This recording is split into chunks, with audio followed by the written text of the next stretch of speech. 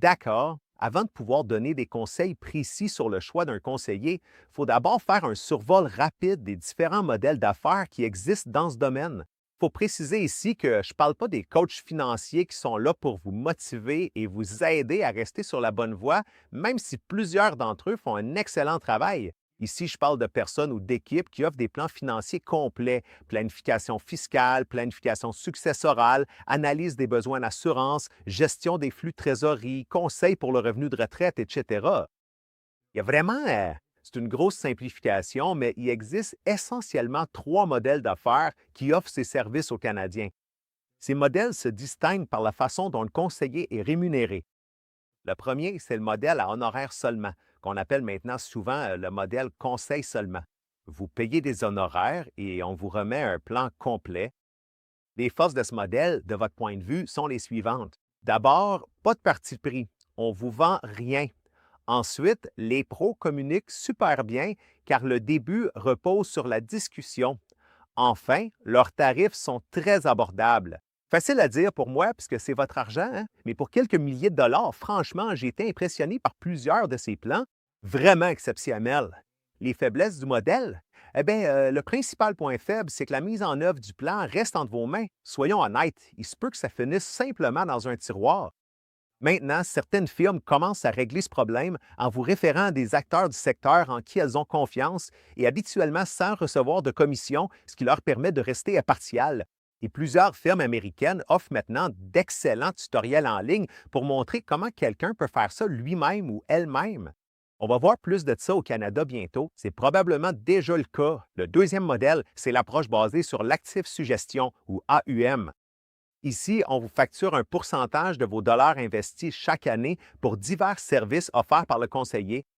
Les points forts, premièrement, plusieurs conseillers qui utilisent ce modèle travaillent pour des firmes qui ont accès à des spécialistes et des experts vers qui ils peuvent se tourner pour des situations complexes ou pour peaufiner les choses. Deuxièmement, la mise en œuvre et le suivi font partie de l'offre. C'est un élément clé de la valeur ajoutée. C'est majeur, vraiment majeur. Troisièmement, en théorie, le conseiller devrait être impartial puisque le frais annuel d'environ 1 sur l'actif sous gestion reste le même peu importe la composition du portefeuille. Les faiblesses, premièrement, beaucoup de firmes de conseillers qui utilisent ce modèle exigent des soldes de compte minimum assez élevés.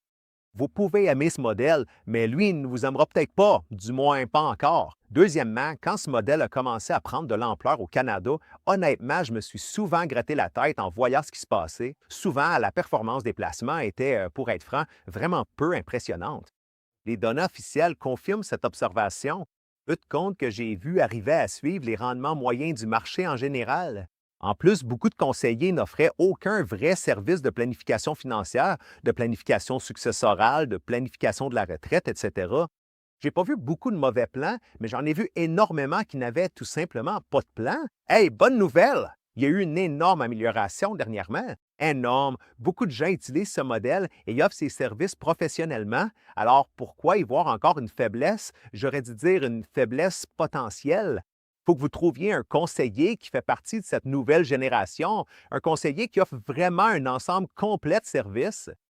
Restez à l'écoute pour la troisième vidéo où je vais expliquer comment faire ça. Et troisième point faible, il arrive parfois que l'on observe une double facturation, plus techniquement appelée empilement, où en plus des frais annuels de 0,5 à 1,2 par exemple, vous finissez par payer également des frais trop élevés intégrés au produit des portefeuilles.